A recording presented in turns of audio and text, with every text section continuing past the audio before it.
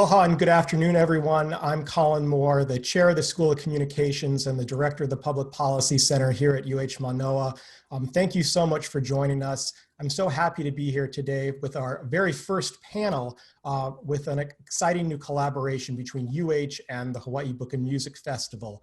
Today, we're going to be talking with some of the University of Hawaii's top leaders about how UH can lead Hawaii forward after COVID and beyond. We'll begin with some short interviews with our special guests, and then we'll take your questions. Today, we'll be talking with UH Manoa Provost Michael Bruno, Jairus Hedges, the Dean of the John A. Burns School of Medicine, Laura Lyons, the Associate Vice Chancellor for Academic Affairs, and Mainet Benham, the Chancellor of UH West Oahu. Laura, thank you for being with us this afternoon. Thank you, Colin. You know, I was wondering if you could talk a little bit about the role the university can play in setting the groundwork for a functional democracy, something that I think, given the election and the challenges the nation has faced during COVID, we all agree is more important than ever. And in terms of democracy, it is more important than ever to have our students educated to the highest levels of literacy, because we are seeing repeatedly now that our elections are being compromised by materials that require ever greater critical thinking skills to parse out what they mean, where they came from, what their affective dimensions are. We need public health officials who understand the ethical dimensions of the decisions they make for the broader community, right? We need, students who can understand basic science when they graduate. Whether they're an English or a music major, they need to understand basic science, because we're seeing that we are being challenged on issues of climate change by people with very anti-humanist, anti-science minded attitudes, and that we cannot as a democracy solve our problems when we don't have highly educated citizens, and that the level of education is getting higher, not lesser, and that even as the jobs that students occupy become more technically oriented, that broad education is nonetheless really crucial. So we're putting a lot of emphasis on Native Hawaiian place of learning. That is, they should understand the specifics of climate change in relation to Hawaii. They should understand culturally how Native Hawaiian systems might inform our solutions to things like public health crises, as well as scientific things like climate change. Questions have persisted for decades about whether humanities majors have decent job prospects. What would you say to students or parents who fear that someone who chooses a humanities or art major might be somehow harmed or have a tough time finding employment as a result? Creativity is a skill that we are going to need going forward more than ever, right? And, all fields involve creativity. So it's not like the arts have a lock on it. But in fact, we actually should have engineers taking art classes or music classes, because it overall expands the capacity to think, what if? To think differently, to make a set of connections that they wouldn't if their education was more narrowly focused just on the technical aspects of, engineering or microbiology or whatever, and vice versa. I think it's actually quite important for those in the humanities and the arts to have a background, and some background in business, some background, definitely background in science. Thanks so much, Laura. And actually, with what you just said about science, I think we can turn to Jairus Hedges, the Dean of the John A. Burns School of Medicine, to learn a little bit about how the medical school has been reacting to the crisis and what they've been providing to the community. So thanks for joining us, Jairus, and I'll just get right into it and ask you if you could just set us up by describing a little bit the research, the training, and the medical assistance undertaken by the medical school during the pandemic. Everyone is pulled together to begin to look at what do we need to do to address the myriad of evolving federal guidelines and best practices across the nation, and get those aligned with what our state leadership and hospital leadership, where we have our clinical learning environment, and also our legislators, what they're seeking So aligning recommendations and guidelines for practice, whether it be delivery of education in a classroom, by what we can do interfacing with students by teleconferencing, but also how do we put our trainees in the health sciences out into the community, working with patients and with practitioners where they themselves have some risk of exposure. So we've been helping evolve campus guidelines and addressing those with national best practices as part of a health and well-being working team. A lot of people have helped both with forecasting rates of COVID and risk of compromise of our health system, been doing modeling for the health systems, as well as been looking at social services in the community. So tremendous range of efforts done by faculty across multiple health science disciplines here. We're also working closely with the health systems themselves to develop guidelines for learners in their environment. They sometimes need the learners to help with care delivery, but they also have to be cognizant of what the risk in the learning environment is. So we've worked very closely in a very evolving manner to come up with working conditions. And when you look at medical schools across the US, we actually have more trainees with direct patient contact than the majority of medical schools elsewhere in the nation, in part because of the policies and practices put together with our colleagues in the health systems.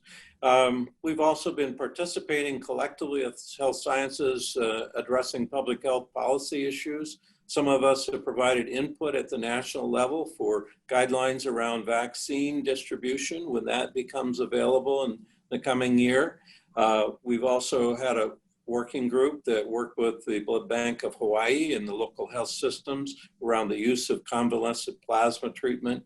We've been working on telehealth expansion and its implementation more broadly, and how to get providers and health systems reimbursed for care delivered in that manner, and making sure that we have strategies for testing and contact tracing in this community.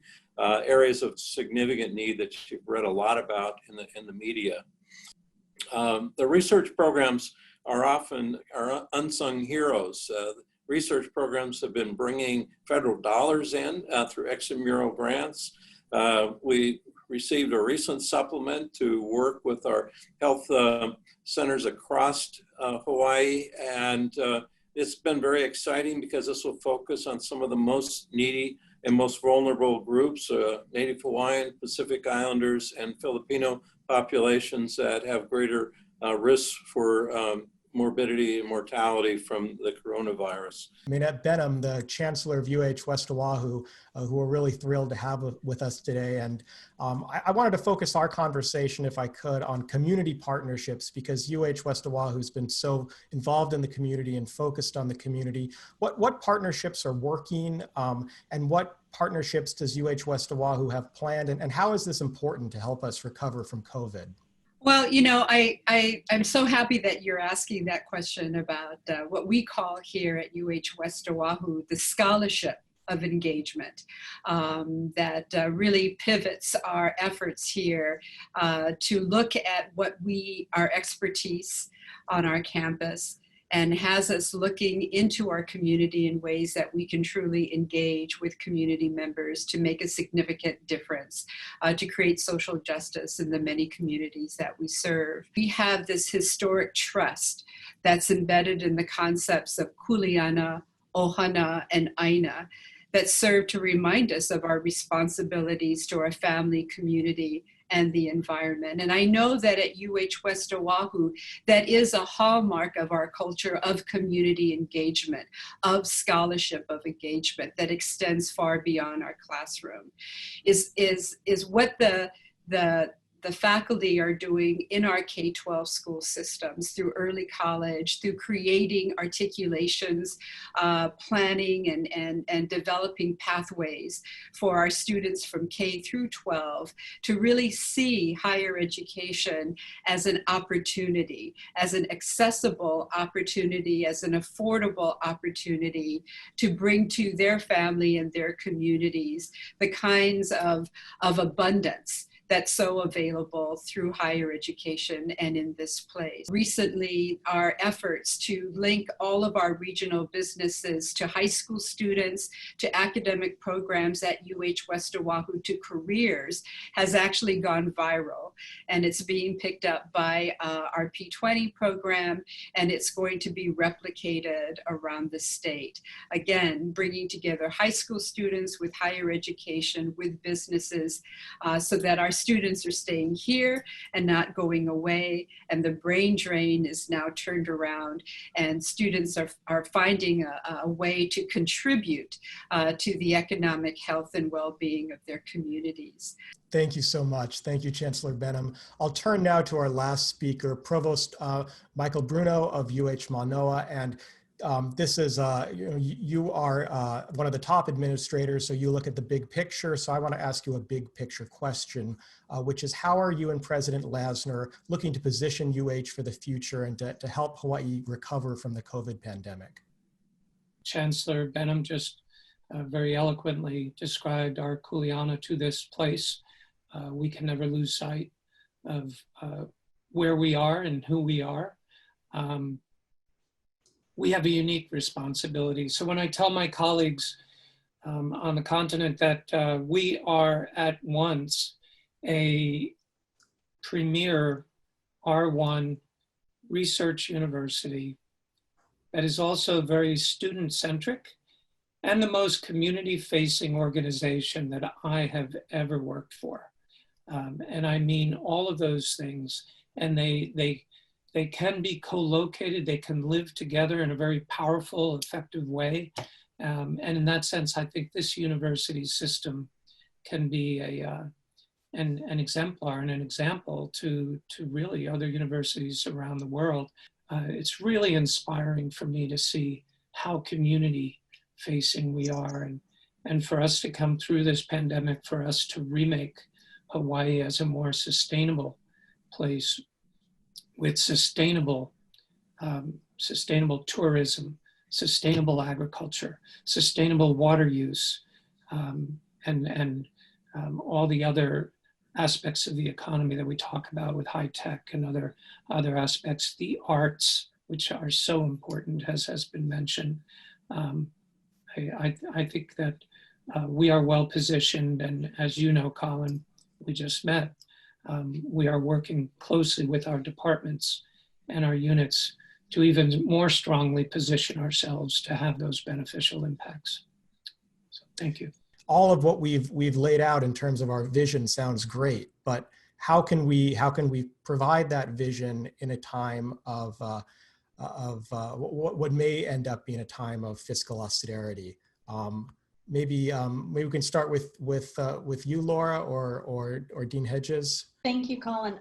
Well, I guess I would start by saying one of the things that we really have to do is to collaborate much more widely. And as you know, because you were in a meeting just this morning with Provost Bruno and me and others, right, that really getting faculty to think outside of their particular department or program or the larger unit they're in, and where they can make connections across other units, departments, and programs, I think is really crucial, because we won't be able to hire as many people as we have the last 5 years. And so we're gonna have to operate in somewhat more constrained, even greatly more constrained situations. And that means, really making use of and finding synergy across the programs, rather than thinking that we can just keep doing things the way we have. I guess the other thing I would say is when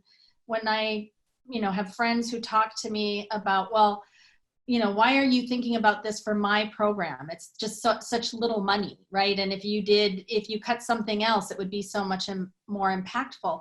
The truth is, it's going to take a lot of different kinds of tightening of the belt and cutting to get where we need to be. It isn't an either or situation. And we're going to have to figure out how to pull ourselves together to deliver both the research and the educational mission that is crucial for the state and again for the young people in this state as well. Thanks, Dean Hedges. Yeah, good points by Laura. I think as a whole here in Hawaii, we're very not only comfortable with but fairly aggressively collaborating compared to other parts of academia across the U.S. And we certainly are looking for ways in the health sciences not only to collaborate across units, but also across institutions and doing more multi-institutional programmatic activity, both for education as well as for research productivity. And we've been looking at how we can bring more revenue in the state. The state needs activity that will generate funds from out of state and create jobs. And so we've been trying to keep our research strong. Our investigators have been working overtime along with staff, getting grant applications out the door, both those based here in Hawaii with collaboration and those based across the US. Thank you. I'll direct the next question to Chancellor Benham, and I think it's a good one. And so one viewer writes, how can we measure progress toward making UH a Hawaiian place of learning? How do we make sure we're moving from rhetoric to real action in this area? So I do want to answer that question, but I would like to answer that question with my colleagues, Colin, because it always, one of the ways to move Hawaiian place of learning is that the Hawaiian person isn't the only one who answers the Hawaiian question, right? What needs to happen is that every person who holds a position in the University of Hawaii system needs to be able to answer that question. It needs to be a core to what they do. So before I answer, I'd like to open it up to any of my colleagues and have them say how they feel they can measure to ensure that, because the three of you are at Mānoa, to know that Mānoa is moving out of the rhetoric to actually the practice. So I will answer as best I can right now, and you are so very right. So I think that first of all, the student enrollment should reflect the population.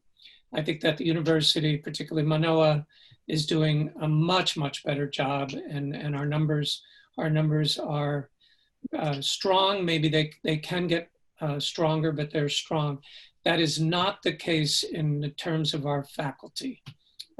Our faculty percentages, our faculty numbers should be more reflective of the Native Hawaiian population, as well as, frankly, other underrepresented groups. And I'll end with our administrators should also, and I feel strongly that way. So there should be a much stronger push to recruit, and this begins, we all know, this begins in high school, if not before. Create a pipeline that will produce eventually Native Hawaiian faculty and Pacific Islander faculty, and then mentor those who come in our doors to rise up the ranks of administration. There are a multitude of measures, and certainly the people, whether it's students or faculty who inhabit a university, that's the greatest force for transformation. So when those people change, the institution changes. And I think one of the things that's most important is that, and I'm very proud of Mānoa and the way that it's gone, that, although we have Hawaii Nui Akea, Native Hawaiian values are suffused throughout a number of departments, and they're not cordoned off, right? And so part of the health of that idea and the degree to which we're living up to, our promise to attain that depends upon how suffused throughout the entire institution